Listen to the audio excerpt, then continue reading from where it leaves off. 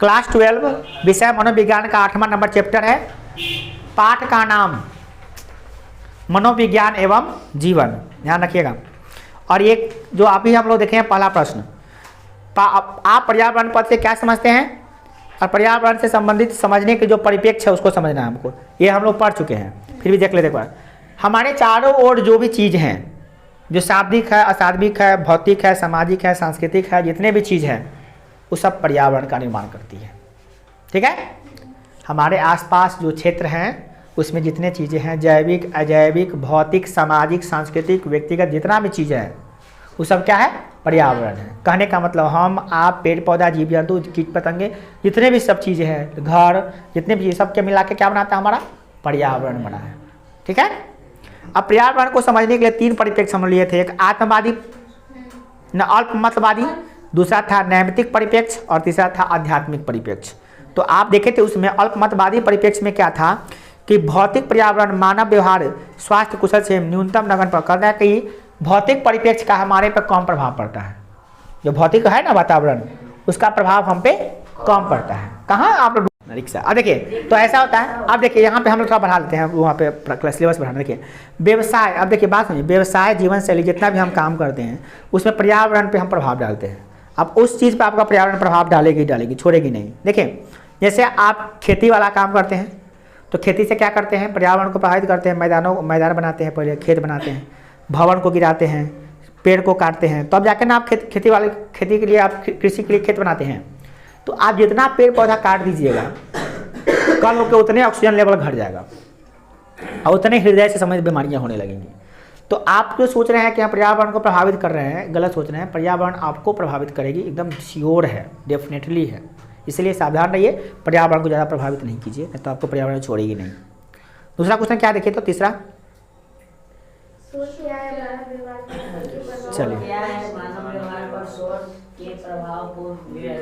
चलिए अब शोर बताते हैं क्या है। शोर क्या होता है, 2 नंबर प्रश्न के 3 नंबर हुआ है, 3 नंबर। चलिए देखते हैं।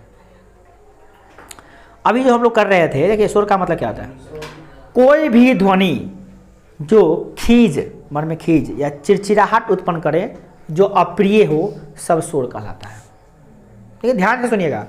कोई भी ध्वनि जो अप्रिय हो, जो मन में खिचखिचाहट उत्पन्न करता है, चिड़चिड़ाहट उत्पन्न करता हो, जिसको आने से आपके मन में चिड़चिड़ाहट हो जाता है सुनने से, वो सब शोर है।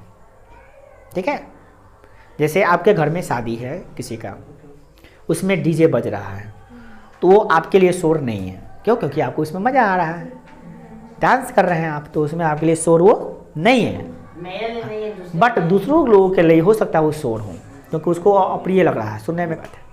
अब शोर का प्रभाव क्या पड़ता है ये देखना है आपको। देखिए शोर का प्रभाव बहुत भयानक पड़ता है। देखिए शोर चाहे तीव्र हो या धीमा, शोर धीमा भी हो सकता है, तीव्र भी हो सकता है। किसी आदमी को कम आवाज़ में चिड़चिड़ाहट हो सकता है, किसी आदमी को ज़्यादा आवाज़ में भी चिड़चिड़ाहट हो सकती है, वो अपना अपना सोच है। यह बहुत तरह के कार्य करता है। देखिए जैसे आप देखिए अब क्या करेगा ये, आप उसके लिए क्या करिएगा कि आपको अनुकूल, मतलब क्या करेगा, अत्यंत जिस कार्य का निष्पादन किया जा रहा है यदि उस अत्यंत रुचिकर होता है, तब भी शोर की उपस्थिति में निष्पादन प्रभावित नहीं होता है। जब आपको काम में इंटरेस्ट हो जाएगा तो काम में प्रभाव नहीं पड़ेगा। कोई भी काम आप जैसे पढ़ने में आप इंटरेस्टेड है, तो आप पढ़ाई हो रहा है तो कोई शोरगुल भी होगा तो ज़्यादा प्रभाव पे नहीं पड़ेगा, आप उसमें इंटरेस्ट कर लीजिएगा। बट अगर आप उस काम में इंटरेस्टेड नहीं है तो प्रकृति आप में जितना भी शोर हो रहा है सब आपको डिस्टर्ब करना शुरू कर देगा, वो चिड़चिड़ा बना देगा आपको माइंडली, और डिस्टर्ब करना शुरू करेगा, मनोवैज्ञानिक दबाव बना देता है।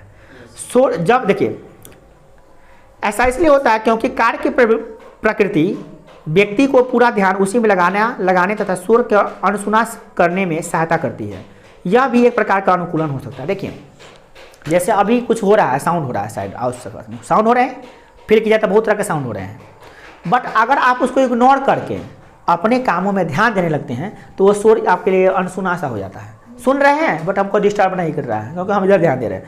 जब आप काम कर रहे हैं, जब आप उसको ध्यान नहीं दे रहे हैं और ध्यान नहीं लग रहा है, मन नहीं लग रहा है, तो आपको शोर सुनाई देगा, डिस्टर्ब कितना हल्ला उल्ला हो रहा है। लेकिन जब ध्यान देने लगिएगा तो उस पर ध्यान चल जाएगा, तो उसका शोर सब होते रहेगा, मगर आपको कोई फर्क नहीं पड़ेगा। जैसे शादी भी आप देखिएगा, आपकी मम्मी, आपकी मौसी, आपके फुआ सब बतियाएगी, देखिए उनको कोई डिस्टर्ब नहीं होता।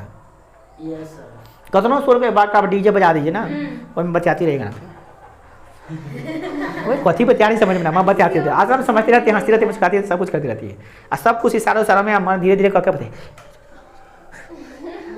हाँ ठीक है, कथी बतिया रही है, पता नहीं कथी बतिया रही है, साड़ी पहनी है उस पर कमेंट भी कर रही है, और सब कुछ समझ में आ रहा है उसको, आपको समझ में, वो आपको आप किसी आदमी को शोर लग रहा होगा, उसको शोर नहीं लगता। क्यों? क्योंकि अपने काम में मग्न है। तो कौन नाक में कैसे पहनले हैं, केकरो कितना सोना मिला है, केकरा चांदी मिला है, और कौन रंग की साड़ी पहनी है, और कौन डिजाइन का नग है, कौन डिजाइन के डिजाइन है, उसी में बिजी रहती है वो लोग, तो उसको नहीं पढ़ पाता। अब है जिस कार्य का निष्पादन किया जा रहा है वो कठिन होगा तो एकाग्रता बहुत ज़्यादा चाहिए आपको। अगर हल्का फुल्का काम है तो एकाग्रता की जरूरत नहीं पड़ती है ना। हल्का फुल्का कार्य तो अगर जैसे आप कोई काम कर रहे हैं, तो हल्का फुल्का काम कर रहे हैं, जैसे दर्जी सिल रहे हैं कपड़ा, चाहे तो आज हमें बाल काट रहे हैं, तो आप डीजे लगा दीजिए, गाना सुनते रहिए, बाल काटते रहिए, है ना। वो ज़्यादा आपको प्रभाव नहीं, एकाग्रता ज़्यादा जरूरी नहीं है उसमें, है ना। ज़्यादा कुछ सीखना, एक रंग डिजाइनवा सीना पड़ता है, एक रंग डिजाइनवा काटना पड़ता है, काट डिजाइन उससे होता है, उससे ज़्यादा दिक्कत नहीं पड़ता है। देखिए शोर सहना कब आदमी के लिए खराब हो जाता है, देखिए जब शोर से को सहन करना बंद कर देगा तो व्यक्ति नियंत्रण में हो जाता है, तब वह निष्पादन में त्रुटियों को कमी आती है। देखिए जब आप शोर पर ध्यान दीजिएगा तो काम आपका गड़बड़ होना शुरू हो जाएगा। कोई भी काम करते रहिए, शोर पर ध्यान दीजिएगा तो काम आपका सही ढंग से नहीं होगा, इतना अच्छा समझ नहीं होगा। इसलिए उसको आप कम करने के लिए उस काम पर ध्यान दीजिए। शोर को कम नहीं कर सकते तो काम पर ध्यान दीजिए। जैसे अभी चुनाव रैलियाँ हो रही है तो आवाज़ हो रहा है, तो हम उस पर ध्यान नहीं देंगे, इस पर ध्यान देंगे, खूब ज़्यादा ध्यान देंगे, इसका इंपॉर्टेंस समझ लेंगे तो शोर हमारा कम हो जाएगा। ठीक है, ये बात करा। तो एक बार ध्यान रखें, शोर क्या प्रभाव डालता है, तो शोर हमारे जीवन में बहुत बड़ा प्रभाव डालता है। उससे हमारे में चिड़चिड़ापन हो जाता है, नींद में गड़बड़ियाँ उत्पन्न हो सकती हैं, रात को बज रहा है तो नींद नहीं आएगी, अगर तबीयत खराब है तो मानसिक असंतुलन हो सकता है, हृदय की बीमारी है तो बीपी हाई हो सकता है, किसी हार्ट की बीमारी है, किसी हार्ट की बीमारी है तो हार्ट अटैक होकर मर भी सकता है बेचारा। है ना। शोर से बहुत कुछ हो सकता है। सबसे पहला अगर आपको शोर का प्रभाव लिखना होगा तो पॉइंट बाय पॉइंट यहाँ पर लिखा हुआ नहीं है, आपको बता देते हैं, सुन के लिख लीजिए। शोर होगा तो क्या होगा, सबसे पहला नंबर कि आपको मानसिक असंतुलन हो सकता है। शोर होने से चिड़चिड़ाहट उत्पन्न हो सकता है। शोर होने से नींद में कमी आ सकती है। शोर होने से क्या हो सकता है, आप अपना शारीरिक संतुलन खो बैठते हैं कभी कभी शोर होने से। जैसे कि अगर मान लीजिए कोई गाना अच्छा गाना यहाँ पे बजने लगेगा डोल्बी साउंड में, तो आपको थिरकने लगेगा, हाथ पाँव खुद ब थिरकने लगेगा, आप खुद ब खुद उसमें खो जाइएगा। तो शारीरिक संतुलन भी कभी कभी आ सकता है। मान लीजिए आप बाइक चला रहे हैं, कोई चीज़ ठीक चला रहा है, मान लीजिए जेसीबी चला रहे हैं, मान लीजिए आप गाना चला के आप थिरक गए, हाथ चल गया इधर उधर, वास्ते ढह जाएगा दीवार नहीं करी, जेसीबी इधर लग जाएगा तो दीवार तो हो जाएगा, किसी का मुँह हाथ नक्शा किसी का जान हो जा सकता है, नहीं हो सकता है। शारीरिक संतुलन भी खो सकते हैं उससे, मानसिक संतुलन भी खो सकते हैं। और तीसरी नंबर बात, उसे दबाव भी बनता है, शोर से दबाव बनता है।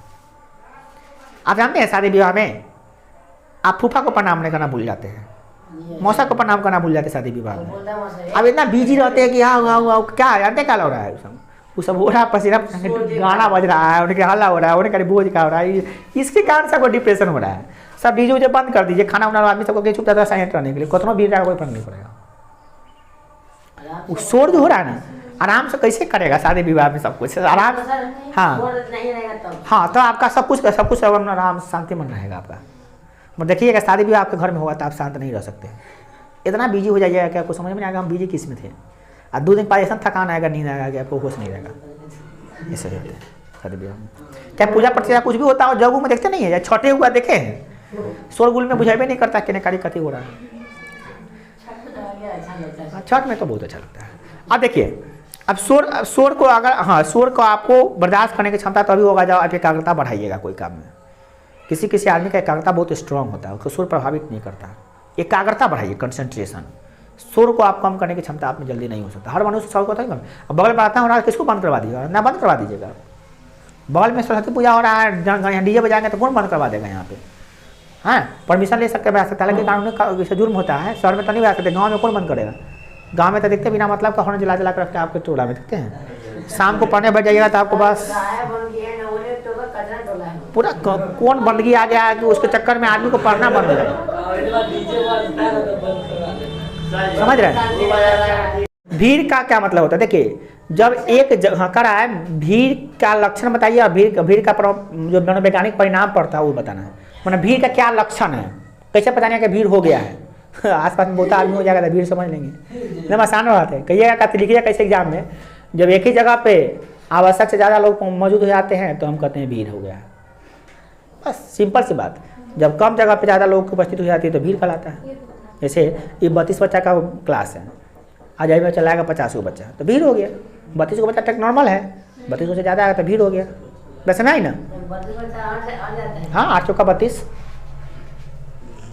कभी कभी 45 को बच्चा 50 को बैठ जाता है, कभी कभी छोटा छोटा बच्चा 50 को बैठा वो बिठाए हुए हैं इसमें, ठंडा के समय, गर्मी में नहीं। अब देखिए भीड़ का मतलब क्या होता है। देखिए यहाँ पे समझिए, सुने, भीड़ का लक्षण बताना है। भीड़ के संदर्भ में असुथरता के सुने क्या भावना होती है, जिसका कारण है हमारे आसपास बहुत अधिक व्यक्तियों या वस्तुओं का हो जाना। व्यक्ति हो जाए या वस्तु हो जाए, भीड़ होता है, जिससे हमें भौतिक बंधन में अनुभूति होती है। जैसे आप उसमें पहुँचिएगा ना तो आपको लगेगा कि हमको जंजीर में बांध दिया है। जैसे दशहरा के मेला में है, देखिएगा दोस्त बाबू वहाँ पर है, वही है दोस्त दिखाई दे रहा है, टोपी पहन ले। हाँ, और बाद भागिएगा तो भगाएंगे, कितने से भागे भाई। तो ये आपको लगा क्या है कि जंजीर में बंध गए। कैसे जंजीर में, भौतिक जंजीर में। देख रहे होइएगा वहाँ तक पहुँचने में आपका हालत खराब हो जाएगा, ये भौतिक जंजीर में बांधेगा। ये देखिए भीड़ खाली व्यक्तियों का नहीं होता है, वस्तुओं का भी हो सकता है, जानवरों का, किसी चीज़ का भी हो सकता है। बैल के में लगा, बैल का भीड़ है, गाड़ी का पार्किंग लगा दिया तो गाड़ी का भीड़ हो गया। कुछों का भीड़ होता है, वस्तु का, व्यक्ति का। अब क्या होता है, ये उपस्थित ज़्यादा हो गया तो भीड़ करा दिया। जब यह संख्या निश्चित स्तर से अधिक हो जाता है तब इसका व्यक्ति पर दबाव पड़ना शुरू होता है, और इस स्थिति में व्यक्ति को लगता है कि फंस गए हम, और दबाव का अनुभव शुरू करें। जब भी लगेगा कि हम फंस गए, जैसे आप एक पुल पर जा रहे थे, आप कार में बैठे हुए हैं और जाम लग गया, जैसे गांधी सेतु पुल पर बैठे हुए हैं और जाम लग गया, वो में लगता है जाम एक दिन पर टूट रहा है। अब उस बीच में आप पुल पर हैं, न दाएँ जा सकते हैं न बाएँ जा सकते हैं, न उतर सकते हैं न चढ़, मैंने उतर सकते हैं खाली। आप पहले जाना तो जाइए, मैं गाड़ी नहीं लेके जा सकते हैं, कोई उपाय नहीं है आपको। साइकिलों में फंस जाइएगा वही में, तो हालत खराब हो जाएगा। एक अब ये नहीं कहा आप उस समय आपको ऐसा महसूस होने लगेगा कि जैसे दम घुटने लगे। जैसे अभी आप क्लास में है ना तो दम नहीं घुट रहा है, अभी कोई बाहर से गेट बंद करके चल जाएगा तो दम घुटने लगा। एक मनोवैज्ञानिक प्रभाव दबाव डल जाएगा आप पे कि ऊपर आगे से तो बंद हो, क्या नहीं कर लेंगे।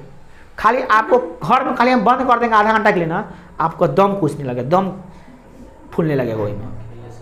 अकेले बंद नहीं कर रहे हैं, सब कुछ है, खाना पीना भी रख देंगे, मतलब फिर भी आपको दम लगे। खाना कुछ में बिजी रहिएगा तो नहीं बुझाएगा, बिजी रहेगा तो आप अकेला रहेगा तो खलेगा आपको। जैसे अभी बंद कर देंगे ना हम, तो अभी आपको बाहर से कोई बंद कर जाता है तो हम लोगों को भी दम फूलने लगता है, कैसे हो गया। जैसे आप कभी शंकर जी का जल चढ़ाने गए हैं, माँ शिवरात्रि को गए हैं माँ, तो उसमें जब घुसिएगा बीच में तो उसके बाद आपको एहसास होगा कि क्या हालत होता है। मगर शुगर कीजिए, मगर एक बात यह है, शुगर कीजिए कि ऊपर से पानी पड़ता रहता है तो होश रहता है। हाँ, ऊपर से पानी नहीं पड़ेगा ना, भोले बाबा की कृपा देखिए, जल चढ़ाने आता है भोले बाबा कुछ अपने में पड़ जाता है, इससे थोड़ा फायदा होता है कि होश रहता है। पानी छिड़को नहीं होता है तो बेहोश होने से पहले पानी छिड़का जाता है। हाथ में माला रख के ऊपर कर रहे है ना, तो माला का पानी टप टप छू रहा है और जलवा में गिर जा रहा है। हाँ, आधा पानी तो गिर ही आता है वही में, तो हम लोग को होश आता है। तो ये भीड़ का अनुभव यही होता है, भीड़ में मनोवैज्ञानिक दबाव बनता है।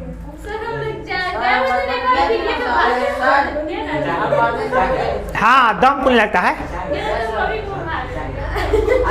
लगता है कि मर गया उसमें, दम फूलने लगता है। अब देखिए, अब एक बात और सुनिए, लक्षण बताना है। तो सबसे पहला असुरक्षा की भावना, आपको असुरक्षित महसूस होने लगेगा। व्यक्तिगत स्वतंत्रता की न्यूनतम कमी, आपको लगेगा कि स्वतंत्र नहीं है, हम हिल डुल नहीं पा रहे हैं, एकदम कसम हो रहा है। दूसरा, व्यक्ति अपने आसपास के परिवेश के समझ निषेधात्मक दृष्टिकोण रखता है कि हम इधर जा नहीं सकते, हमारा कैसे निकलेंगे, कैसे घुसे हैं, कैसे निकलेंगे, कब निकलेंगे, छटपटी होने लगता है। सामाजिक अंतक्रिया पर नियंत्रण का अभाव, सामाजिक जो अंतक्रिया है, जो लोग हम पे दबाव डाला रहे हैं, उस पर नियंत्रण नहीं हो पाता, हम लोग नियंत्रण हो पाता नहीं, ये सब हो जाता है। अब देखिए कि भीड़ का परिणाम क्या होगा।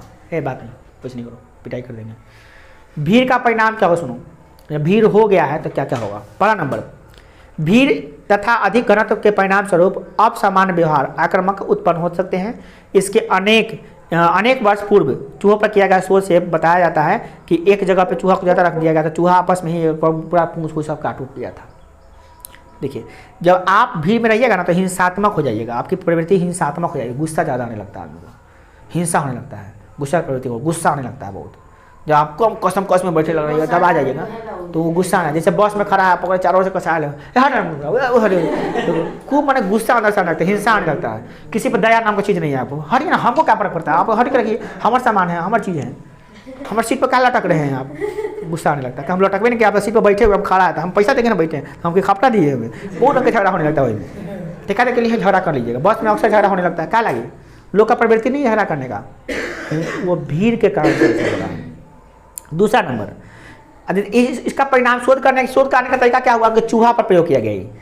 एक जगह पे बहुत चूहा रख दिया गया, जब उसको देखा गया खोल के तो पूरा टंगड़ी उंगली लंगड़ी उंगली सब काट दिया था एक दूसरे को, चूहा एक दूसरे का लंगड़ी काट दिया, उतरने के लिए कुछ नहीं मिल रहा था, पूरा लंगड़ी उंगली सब काट दिया, सब कुछ कट्टा हो गया था, कितना का पैर, किसी का चमड़ा काट दिया था, सब चूहा सब, जबकि चूहा होता नहीं काटता है एक दूसरे को। हाँ, अब आदमी से लेकर सब आप लोग है ना, सबको आपको यहाँ रख देंगे तो सब पता है, देह हाथ थोड़े के बाद 2 घंटा के बाद हम आएंगे, अगर कमारी बंद करेंगे तो सब देह हाथ कुर्सी पर तोड़ फाड़, किताब फोड़ फाड़ सब कर सकते हैं, कोई ठीक नहीं है। बच्चा सब खा होता है, आप लोगों में नहीं होगा, आप लोग सीनियर हैं, बच्चों लोगों में ऐसा ज़्यादातर होता है। अब देखिए, भीड़ के परिणाम से अब क्या होगा। दूसरा नंबर, अस्मृति और संवेगात्मक दशा पर प्रतिकूल प्रभाव पड़ता है। यह निषेधात्मक प्रभाव पड़ने से मनुष्य में अल्प परिलक्षित होता है, जो भीड़ वाले परिवेश में आदि हो जाते हैं। जब आप भीड़ में रहिएगा ना तो आपकी याददाश्त में भी कमी आ जाएगी, उसमें बहुत दिक्कत होने लगता है वहाँ पे। दूसरा नंबर बात क्या है, ये आपको जो है ना संवेगात्मक दशाएं जो है ना बदल जाएगा, मतलब आपके पास इमोशन घट जाएगा और आप जो है ना दूसरे तरह से मतलब करने लगेगा, आपका प्रवृत्ति बदलने लगेगा, आपका मेमोरी कम हो सकता है। भीड़ में ज़्यादातर आदमी को कुछ याद, बहुत कुछ कम याद रहता है। जैसे भीड़ भाड़ में जाइएगा ना तो आप बहुत कुछ भूलने लगिएगा, भीड़ भाड़ में बहुत कुछ लोग भूलने लगता है। हाँ, अक्सर सामान भूल जाता है, मेरा उला में देखते हैं, दोस्तों को भूल जाता है, कोई अपना बच्चा को भूल जाता है, कोई बीवी को छोड़ के जाता है वहीं पे चलाता है। मतलब किसी का दूसरा का हाथ पकड़ के चलाते हैं, खींच चल हम नहीं है तुम्हारे भाई, हम उधर गए, पड़ोसी के बीवी का हाथ पकड़ के चलाइए। अगला है क्या, तीसरा नंबर, वे बच्चे जो अत्यधिक भीड़ वाले घर में होते हैं। देखिए एक बात ध्यान रखिए, ये भी प्रकृति रखिए, जो बच्चे ज़्यादा भीड़ वाला घर में रहते हैं ना, भीड़ भाड़ वाला घर में, उसको वो आदत हो जाता है, धीरे धीरे वो क्या करता है, उसका जो स्तर कम जाता है, जिस घर में ज़्यादा बच्चे होते हैं उस घर के बच्चे पढ़ने लिखने में बहुत कमज़ोर हो सकते हैं। कारण कि सब फंस जाता है आपस में ही बातचीत करने में, उलझ जाता है, मारपीट कट्टा कुट्टी करने में, पढ़ाई लिखाई बहुत कम हो पाता है, उसका जो स्तर होता है ना बहुत कम होता है और किसी परीक्षा में ज़्यादा असफल होते हैं। समझिए, जिस घर में बच्चा का परवरिश शांत वातावरण में होता है, उसका परवरिश होना जब शांत वातावरण में होता है, जैसे वो स्टडी में मिला, उसको ज़्यादा पढ़ने का चांस बन सकता है। ऐसे बच्चे ज़्यादा सुधर सकते हैं, ऐसा कहा जाता है। भीड़ भाड़ में बच्चे बहुत कम सुधरने के चांसेस होते हैं। ये मनोवैज्ञानिक कर रहा है, हम नहीं कर रहे हैं, ठीक है। मगर अभी कुछ विपरीत भी देखा गया, किचन में भी कमल खिलते हैं, बड़ी बात है, सबसे बड़ी बात। सामाजिक अंतःक्रिया में भी प्रभाव पड़ता है। जैसे कि आप भीड़ में रहिएगा तो अंतःक्रिया आनंददायक सामाजिक अवसर नहीं मिलेगा। जैसे आप भीड़ में हैं, जैसे कि ज़्यादा बच्चों को हम निमंत्रण कर दिए तो सही से सबको खिला नहीं पाएंगे, सबका आदर स्वभाव नहीं कर पाइएगा। जैसे कि गेस्ट आप 10 को बुलाना चाह रहे हैं, 10 को बुलाइएगा तो आराम से बैठाइएगा, पैर धोइएगा, बैठाइएगा, खिलाइएगा, हाँ जैसे होगा। बट मगर जैसे ज़्यादा आदमी आ जाएगा और जैसे अनुमान है 10 आदमी आने का, आ जाएगा 20, 50, 60 आ जाएगा, तो आप सबका अभिवादन नहीं कर पाइएगा वहाँ पर। हाँ, वहाँ पे आपको गड़बड़ हो जाएगा, स्थिति गड़बड़ हो जाएगा, ज़्यादा बच्चा ना हो जाएगा, आप किसका अभिवादन कीजिएगा। उन्हें बोले जब भोज होता है, देखिए भोज में दबाव हो जाता है। जैसे आपके घर में भोज हो रहा होगा तो हम जाएंगे ना, तो हमसे ज़्यादा कुछ नहीं कर सकते। सोचिए कि सर जी को बुलाए हैं, हाल चाल पूछे, खाना पीना खिलाया, आराम से नहीं होगा हमसे, आपसे नहीं होगा ये सब। इसमें आप हम सोचेंगे कि बड़ा काबिल बन रहा है, गलत सोच है मेरा, ये मेरा सोचे गलत है। क्योंकि आप शादी में हैं, आपके भैया की शादी हो रही है, आपकी दीदी की शादी हो रही है, तो आप हमारे सामने थोड़ी ना भर हमारे साथ झूले रहिएगा, सर जी कैसे हैं, सर जी बैठिए खाइए पिए, हो जाएगा आपके सर जी नाश्ता भिजवा दीजिए, सर जी को बैठा दीजिए, कुछ दीजिए, ये नहीं कहिएगा कि फर्ज हमने देखते रहिएगा, हमेशा क्या बैठ के हाल पूछिएगा, नहीं पूछिएगा, नहीं पूछिएगा। क्यों? क्योंकि आप उस समय बिजी है, दबाव महसूस कर रहे हैं, आप दबाव में हैं, बहुत सारा दबाव आप पे पड़ा हुआ है। तो आप दबाव में होने के कारण से आप सबका नहीं आप देखभाल कर सकते हैं। अब उसमें मौसा जी आपका बुरा मान जाएंगे कि लड़का बड़ा काबिल बन रहा है, वैसे ठीक रहता है, बड़ा प्रणाम प्रारी करता है। जब हम इसके घरे आए हुए तो खाना पीने के लिए पूछो नहीं, चावो नहीं पूछा एक बार, तो उसको ये याद रहेगा कि मौसा जी चाय पिए कि नहीं पिए, वही याद रहेगा कि मौसा जी को दत्तों दिए कि नहीं दिए, वही याद रहेगा आपको। तो मैं दबाव पड़ा हुआ आपको, बताइए आप ही, तो दबाव में आप पूछ नहीं पाते हैं। तो लोग कुछ लोग समझदार होते कहते दवा शादी ब्याह के मौसम में बच्चा कथी करेगा, बिजी है, अपने दोस्तों यारी को भी देखना है, सबको देखना है ना, सखी सहेली है, सब रिश्तेदार है, सबको देखना है कि वो आप उड़ी को देख रहे हो जाएगा। तो हम लोग तो समझ जाते हैं कि बच्चा दबाव में है, तो हम लोग गए कहीं पे, सॉरी कोई पूछबो नहीं किया कि सर ये बैठिए, तो आराम से बैठेंगे। हमको जानते हैं दबाव में सब लोग कथी करने जाए, अपना इज्जत लेकर समझिए, बैठिए, नाश्ता कोई नहीं, नाश्ता लाइए हो, नाश्ता लेकर खा लिए, खाना खा लिए, चल दिए सबको, हाँ नाश्ता किए थे सब, हाँ खाना वाना खा लिया, हाँ सब होगा। जमाला देखे, आशीर्वाद दे रहा तो आशीर्वाद दिए, भाई को अपना से निकले वहाँ से सीधे, हो गया। ये होता है तरीका, ऐसा होता है, ऐसा होना भी चाहिए। दबाव महसूस होता है, दबाव को फील करना चाहिए, दूसरों का भी दबाव होता है। और जान लीजिए कितना